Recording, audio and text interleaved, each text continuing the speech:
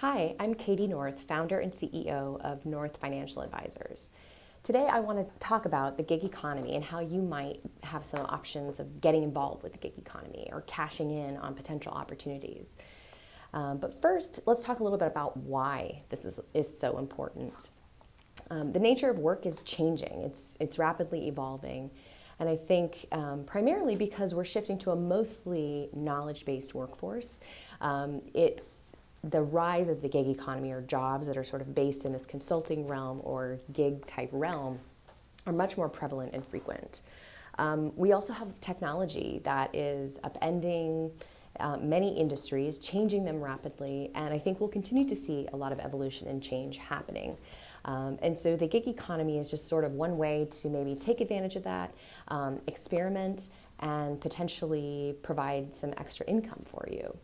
But it's definitely not the end-all be-all. So it's just something to think about, or potential option to maybe start wrapping your mind around as you go through your career. So what are some of the reasons why you might want to be more curious or get involved with the gig economy? Well, the first reason is that work at a traditional job is not as stable as it once was. Many companies, many industries, the life stage or the life force of a company is no longer projected to be necessarily 100 years. Many of the tech companies today might not be around for that long, simply because technology changes things so quickly.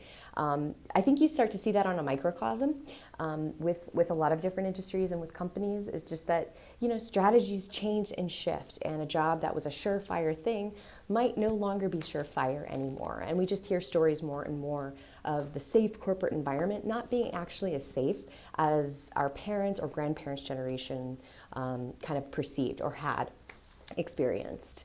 I think another reason why you might want to consider gig work or consulting work is that it's always nice to have a fallback, right? When something does happen with your job, or when you are in between jobs, or maybe you've had to take a step back to take care of ailing family members, or to care for children, and you're ready to get back in the workforce, or you're ready to take on something new, the gig economy can be a really great way to get back involved with working without necessarily have to commit to a full-time position.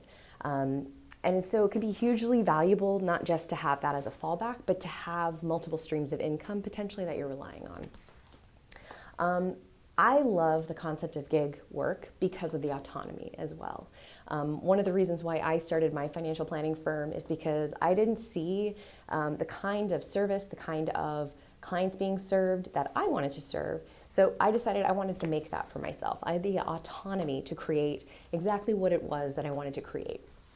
And I think that's a common theme for a lot of folks that I coach through starting their own businesses or getting involved in gig work, is that they're seeking out that autonomy and trying to utilize it to maybe eventually be a jumping off point for their full-time pre-retirement type of work in the long run.